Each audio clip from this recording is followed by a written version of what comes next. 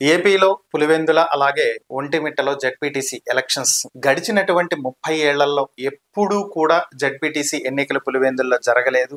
మొట్టమొదటిసారి ప్రజాస్వామ్యం బద్ధంగా ఎన్నికలు జరుగుతున్నాయి అనేది టీడీపీ చెప్తున్నటువంటి వర్షన్.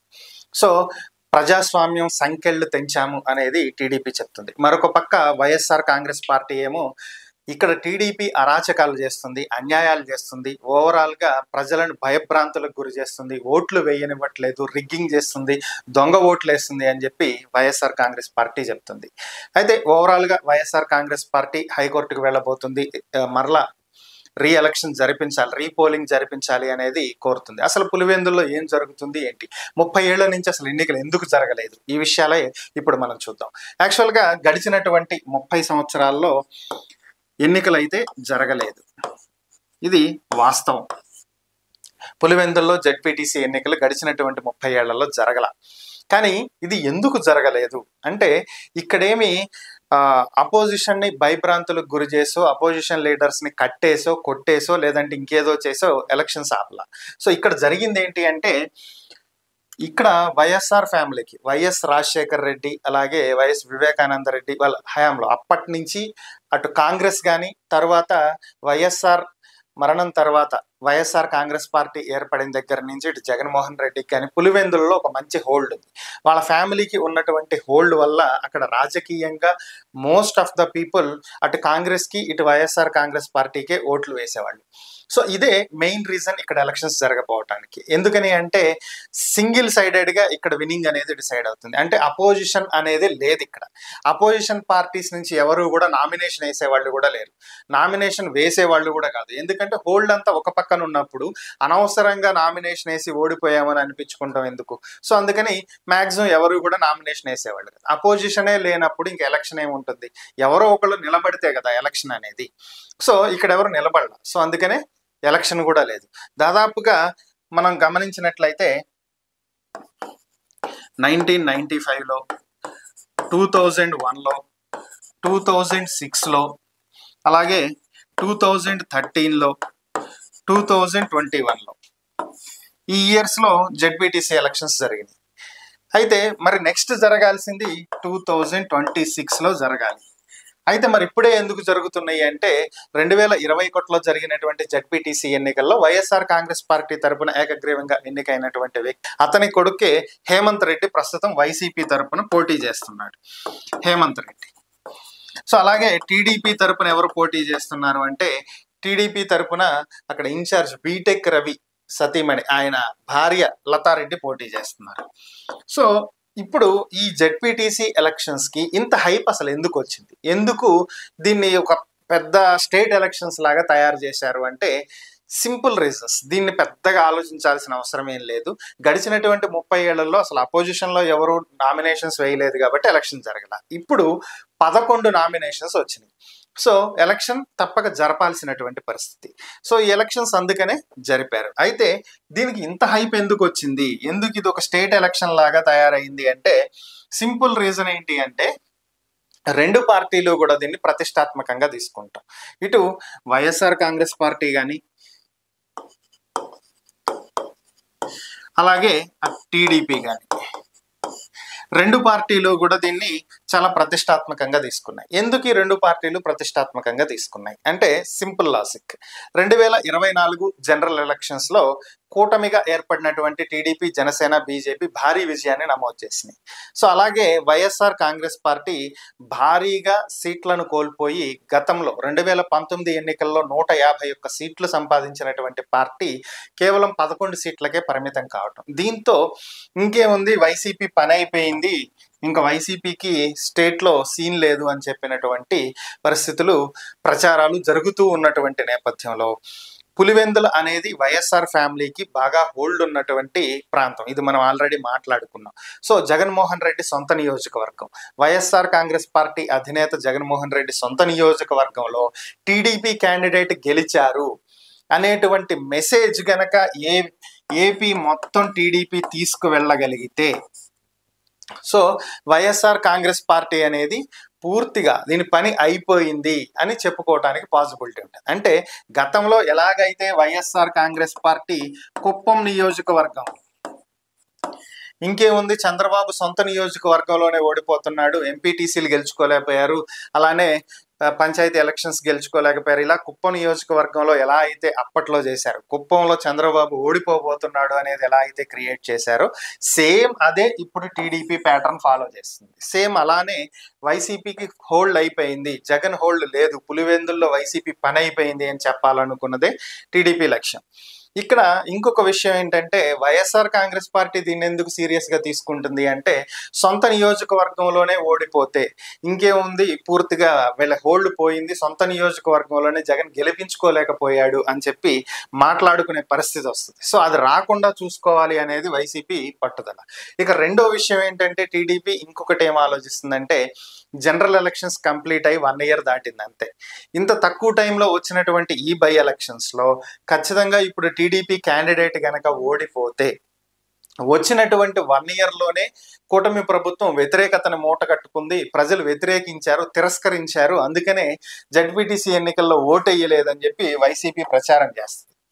సో అల్టిమేట్ గా కూటమికి నెగిటివిటీ క్రియేట్ అవుతుంది. సో అది ఆ అవకాశం వైసీపీకి ఇవ్వకూడదు, ఆ నెగిటివిటీని తెచ్చుకోకూడదు. సో కాబట్టి ఇది ఖచ్చితంగా గెలిచి తీరాలి. అధికారంలో ఉండి కూడా గెలిపించుకోలేకపోయాము అంటే ఎలాగూ అనేది టీడీపీ పట్టుదల. అంటే ఇక్కడ ఏంటి, నంద్యాల తరహాలో గతంలో 2019కి ముందు జరిగినటువంటి నంద్యాల బై ఎలక్షన్స్ లో ఎలా అయితే టీడీపీ ఖచ్చితంగా గెలిచి తీరాలి అని చెప్పి తమకు ఉన్నటువంటి అన్ని మార్గాలను ఎలాగైతే ఉపయోగించుకుందో అదే విధంగా ఇప్పుడు కూడా అప్పుడు ఒక సందుకు ఎమ్మెల్యేలను తీసుకొచ్చి అక్కడ ఇన్ఛార్జీలుగా వేసేసి నంద్యాలలో ప్రతి పోలింగ్ బూత్ కి ఒక ఎమ్మెల్యే లెక్కన పనిచేసినటువంటి దాఖలాలు మీకు గుర్తుంటే అర్థమవుతుంది క్లియర్ గా. సో గతంలో వైఎస్ఆర్ కాంగ్రెస్ పార్టీ కుప్పం నియోజకవర్గంలో ఏ విధంగా వ్యవహరించిందో ఇప్పుడు పులివెందుల్లో టీడీపీ కూడా అలాగే వ్యవహరిస్తుంది అనేది కొంతవరకు అర్థమవుతున్నటువంటి అంశం. అలానే ఈ రెండు పార్టీలకి కూడా ఇది ప్రతిష్టాత్మకం. ఎందుకంటే వీళ్ళు ఖచ్చితంగా తమ హోల్డ్ ఉంది అని చూపించుకోవాలి, వీళ్ళు మా మీద వ్యతిరేకత లేదు అని చూపించుకోవాలి. ఈ రెండు కారణాలే మెయిన్ గా ఒక జడ్పీటీసీ ఎలక్షన్స్, అది కూడా చాలా చిన్న ఎలక్షన్ సింపుల్ గా చెప్పాలి అంటే. అంతేకాకుండా ఇదేమన్నా ఇంకో 4 ఏళ్ళు 5 ఏళ్ళు ఏమన్నా ఉందా అంటే 2026లో మళ్ళీ ఎన్నికలు జరుగుతాయి, అంటే ఇంకొక 1 year ఉంది. ఈ 1 year కోసమే ఇంత ప్రతిష్టాత్మకంగా కొట్టుకుంటున్నటువంటి పరిస్థితి. మరి అక్కడ సిచ్యువేషన్స్ ఎలా ఉన్నాయి అనేది కనుక ఒకసారి మనం గమనించినట్లయితే ఇది YSR Congress party version. So వీళ్ళు చెప్తున్నది ఏంటంటే, ఇది కొద్దిసేపటి క్రితమే ఇది ప్రస్తుతం వైఎస్ఆర్ కాంగ్రెస్ పార్టీ అధినేత జగన్మోహన్ రెడ్డి ప్రెస్ మీట్ పెట్టారు. ఆ ప్రెస్ మీట్ లో ఆయన రిలీజ్ చేసినటువంటి పిక్చర్ ఇది. సో ఇక్కడ వాళ్ళు చెప్తున్నటువంటి అంశం ఏంటి అంటే, ఈ వ్యక్తి ఇక్కడ సందీప్ కుమార్ అని చెప్పి కనిపిస్తుంది కదా, జమ్మలమడుగు నియోజకవర్గానికి చెందినటువంటి వ్యక్తి. ఇతను వచ్చి పులివెందుల నియోజకవర్గంలో ఓటు వేశాడు, అది కూడా కలెక్టర్ ఉండగా. సో వీళ్ళు చెప్తున్నది ఏంటంటే, ఇక్కడ ఉన్నటువంటి వ్యక్తి కలెక్టర్, వీళ్ళు దొంగ ఓట్లు వేసినటువంటి వ్యక్తులు. సో కలెక్టర్ ఉండగానే వాళ్ళు దొంగ ఓట్లు వేశారు. సో ఇది ఇక్కడ జరుగుతున్నటువంటి పరిస్థితి, దీన్ని అర్థం చేసుకోండి అని చెప్పి ప్రజలకు తెలియజేసేటువంటి ప్రయత్నం చేస్తున్నారు. సో ఇక్కడ పోలింగ్ ప్రశాంతంగా జరగలేదు, ఏదైతే టీడీపీ చెప్తుందో అదంతా అబద్ధం అనేది వీళ్ళు చెప్తున్న వర్షన్. సో ఇక్కడ ఒక వీడియో కూడా చూద్దాం, వాళ్ళ అఫీషియల్ ట్విట్టర్ హ్యాండిల్. అచ్చిమిల్లి విలేజ్ లో ఇంతవరకు జరిగిన చరిత్ర కూడా లేదు సార్ ఈ విధంగా. ఇది ఫస్ట్ సారి లేనిపోని కలతలు పెట్టి కొత్త జనం ఊరు నుంచి దాదాపు 400 జనాన్ని తెచ్చి ఇక్కడ నిలబెట్టి ఓటర్స్ భయాందోళనకు గురి చేసి ఈ స్లిప్పులు గుంజుకొని ఏజెంట్ పాలాలు గుంజుకొని దీనికి పంపిస్తున్నారు. అసలు ఎంటర్ కాలేడంలో ఏమంటే ఏం ముందు ఏం చేస్తాము ఈడ్చుకుపోయే పరిస్థితి కూడా ఉంది. దయచేసి ఎన్నికల కమిషనర్ గారికి ఈసీ గారికి మేము విజ్ఞప్తి చెప్పుకోవడం ఏమనగా, మాకు మొత్తం ఇప్పుడు ఎన్ని పంచాయతీలు జరిగినాయో అన్ని పంచాయతీలు కూడా రీపోలింగ్ జరపాలని మేము మా మనస్ఫూర్తిగా మేము కోరుచు. ఈ రోజు జరిగే పోలింగ్ కు 3వ బూత్ ఒక్కటి పెట్టినారు, దానివల్ల మాకు ఉపయోగం ఏముంది, అందుకు మేము బాయ్కాట్ చేసి మేము ఓటర్స్ ఎక్కడ కానీ బెయిల్ కూడా బెయిల్ పోవడం లేదు, మేము పోము కూడా. మొత్తం పంచాయతీ అంతా జరగాల, ఎన్ని పంచాయతీలు జరిగా అన్ని జరగాల రీపోలింగ్, అది మా మనవి. మేము అచ్చివేలి నుంచి మాట్లాడుతున్నాము. బూత్ నెంబర్ 3వ బూత్. నిన్న ఎలక్షన్ లో ఎక్కడా జరపనీలేదు కాబట్టి అన్ని పంచాయతీలు జరపాలి. ఓన్లీ మా బూత్ నెంబర్ మాత్రమే జరపడం వల్ల ఏమీ లాభం లేదు. జరిగే నష్టం ఎలాగూ జరిగింది. ఇది నడిపిస్తే ఎంత, నడపకపోతే ఎంత, అన్ని పంచాయతీలు నడిపించే విధంగా ఉంటే ఈ బూత్ నెంబర్ కూడా నడిపియాలి అట్లనే అని మేము కోరుకుంటున్నాం సార్. టీడీపీ వర్షన్ కూడా విందాం. తెలుగుదేశం పక్కన ఓటు పోతాంటే వైఎస్ఆర్ వచ్చి కారు కొనుక్కొని అన్యాయం చేసిపోతాం.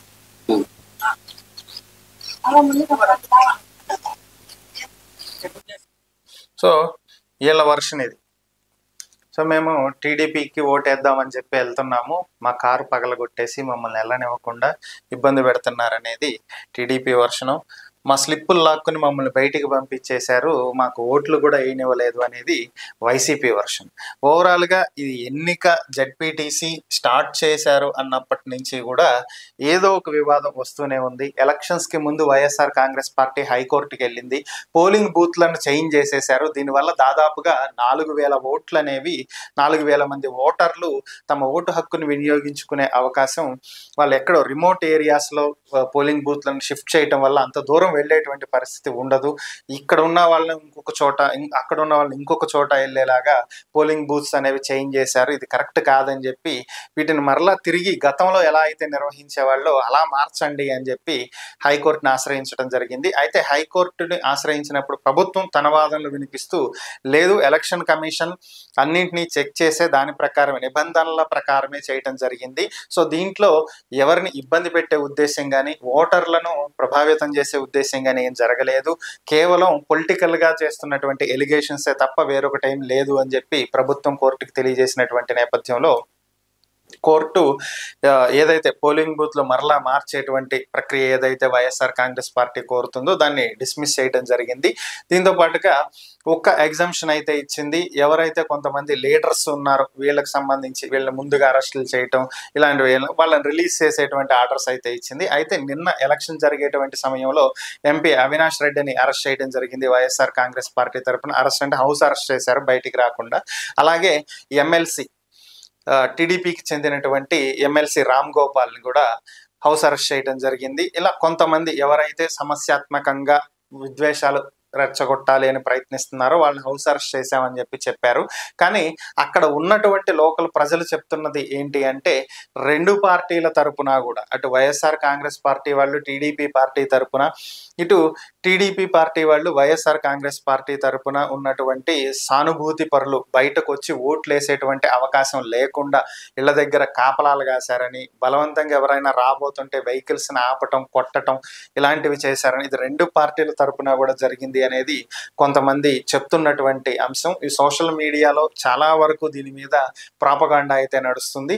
ఓవరాల్ గా ఈ రోజు అయితే ఎలక్షన్ కమిషన్ రెండు ప్రాంతాల్లో బై ఎలక్షన్ జరపాలని చెప్పి నిర్ణయించింది. Polling booth number 3, 14. అయితే వైఎస్ఆర్ కాంగ్రెస్ పార్టీ దీన్ని బాయ్కాట్ చేయడం జరిగింది.